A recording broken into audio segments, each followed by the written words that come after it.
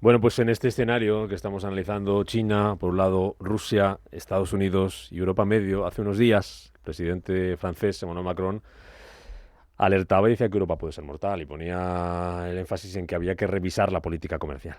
Notre Europe aujourd'hui est mortelle. Elle peut mourir Decía, entre otras et cosas, cela Macron que no dépend puede funcionar si bien somos los évidemment únicos del mundo que respetamos las reglas del comercio tal y como se escribieron hace 15 años, si los chinos y los estadounidenses ya no las respetan, decía el presidente francés, subvencionando sectores críticos. Dejadme que salude a John Alistair Clark, que fuera director de Relaciones Internacionales de la Comisión Europea. John, ¿qué tal? Bienvenido a Radio Intereconomía. Buenos días. Buenos días, gracias. Se lo pregunto muy directamente. ¿Debe revisar la Unión Europea su política comercial con otras potencias, como por ejemplo China o Estados Unidos? Y si es así, ¿en qué términos? Yo diría sí, definitivamente. De hecho, la Unión Europea está haciendo esto ahora mismo, mientras hablamos, al menos de dos maneras. En primer lugar, la Unión Europea está intentando utilizar la política comercial y los acuerdos comerciales para lograr su agenda de sostenibilidad. Uno o dos ejemplos, sus acuerdos de libre comercio. Ahora incluyen muchas obligaciones en materia de medio ambiente, derechos humanos, derechos laborales, acción climática, etcétera. Otro ejemplo, la Unión Europea introdujo recientemente una nueva ley que prohíbe la comercialización de productos asociados con la deforestación, como el aceite de palma, la carne vacuna, la soya o el caucho. Esta ley es una ley comercial, se aplica tanto a las importaciones como a la producción en la Unión Europea. Otra cosa, en segundo lugar, la Unión Europea está a menos tratando de reducir su nivel de dependencia de los productos chinos y en cierta medida de los Estados Unidos también. La Unión podría imponer pronto aranceles a las importaciones chinas de automóviles eléctricos, impide que los Estados miembros de la Unión adquieran productos chinos que han sido subsidiados injustamente. Esta es la llamada Agenda de Autonomía Estratégica de la Unión Europea. Usted, John, que conoce muy bien el tema de la agricultura por su etapa en Bruselas, esas protestas de los agricultores, las quejas por las medidas climáticas, también por las políticas medioambientales, que no sé si han marcado un antes y un después en Europa. Han sido los primeros, desde luego, en alzar la voz. ¿Usted cree que nos hemos pasado de verdes, nos hemos pasado de sostenibles, que hay que cambiar, que Europa tiene que cambiar su agenda medioambiental? No. Europa no debe frenar su agenda medioambiental y climática. Es una cuestión finalmente de vida o muerte, el futuro del planeta. Quizás algunas políticas deberían introducirse de manera un poco más gradual para que el costo de la transición verde sea más fácil de soportar, por ejemplo, para los agricultores. Pero el acuerdo verde no debería abandonarse. Creo que los agricultores, ante el llamado a detener las medidas ecológicas, en una manera cortan la rama en la que están sentados. La agricultura y nuestra seguridad alimentaria se ven gravemente afectadas por el cambio climático. Mira, por ejemplo, las sequías y los fenómenos meteorológicos extremos en España recientemente, que han reducido su producción. Esto va a empeorar a menos que tomemos medidas climáticas. Entonces, no a frenar la agenda verde. Volviendo a la guerra comercial, esa tensión entre Estados Unidos y China, conocíamos esta semana esa subida de los aranceles por parte de Estados Unidos a China en varios productos, entre ellos los coches eléctricos. Y comentábamos ahora una acusación que hacía Biden a China. Le acusaba de hacer trampas. ¿Usted cree que China no está respetando las reglas del juego en lo que a comercio se refiere?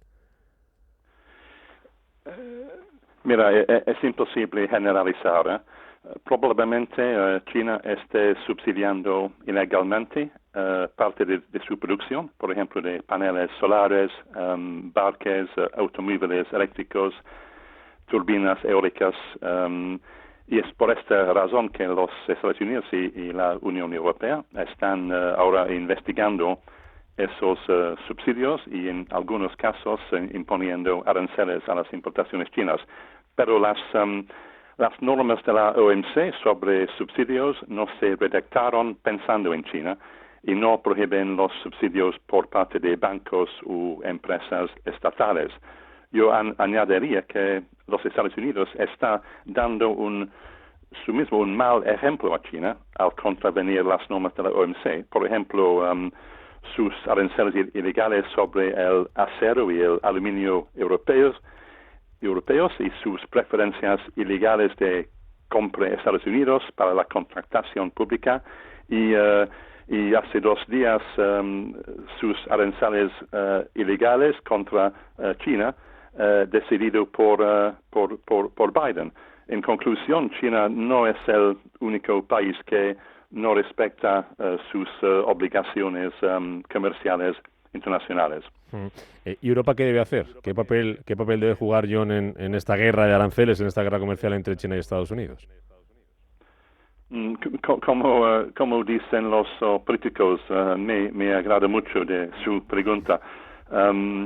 Estoy de acuerdo con el presidente Macron, quien en su discurso en la Sorbona el mes pasado dijo que Europa no debería depender de los Estados Unidos para su defensa, de Rusia para su energía o de China para los bienes de consumo y la tecnología verde.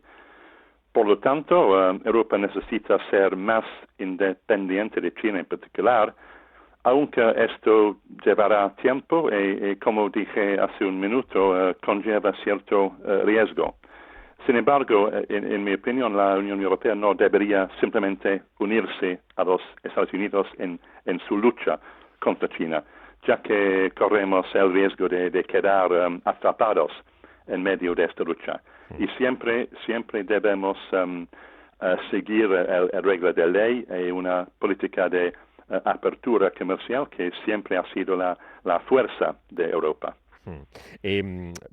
Dibujaba antes, era Juanjo, el tema de cómo se están definiendo los bloques, la geoestrategia, el eje de poder que se ve en los mapas, que ya no se ha trasladado a Europa, sino que ya se ha trasladado, parece, a otras partes y está en el Pacífico, ya no en el Atlántico.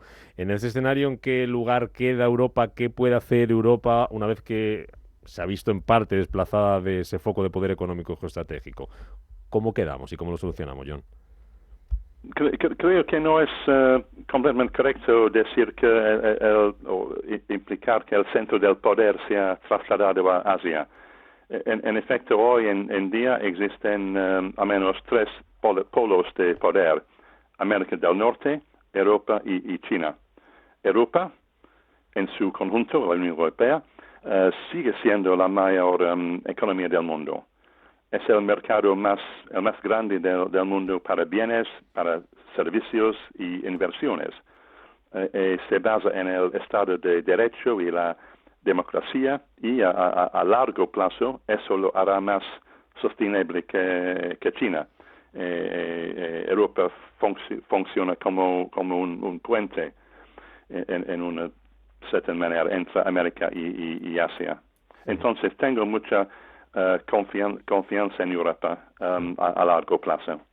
Termino, John. Tenemos elecciones europeas en menos de un mes, ¿no? ¿Qué se juega Europa en esas elecciones? Las elecciones europeas. Sí, ¿qué se juega Europa ahí en esas elecciones? Sí, bueno, creo que parece existir un gran riesgo de que los partidos populistas de derecha sean más poderosos en el Parlamento Europeo y esto significa muchas cosas. Una desaceleración de la transición verde, políticas comerciales e industriales más proteccionistas y orientadas hacia el interior, políticas anti-inmigrantes, especialmente contra musulmanes, y lo más importante y preocupante de todo, una reducción de espacio democrático, libertad de prensa y derechos humanos. El futuro de Europa está en juego, para decirlo sin rodeos. Entonces, hacer un llamado a los electores para que rechacen a los políticos populistas corrosivos, que a menudo son corruptos y no ofrecen soluciones, solo problemas. Pues veremos a ver qué sale de esa cita y ver cómo vamos avanzando en esta situación de tensión comercial. John Alistair Clark, exdirector de Relaciones Internacionales de la Unión Europea, de la Comisión Europea, gracias por atender la llamada de Radio Intereconomía y por ponernos el foco y dibujarnos la situación, cómo estamos y hacia dónde vamos. Gracias, John. Hasta otra. Un placer. Gracias.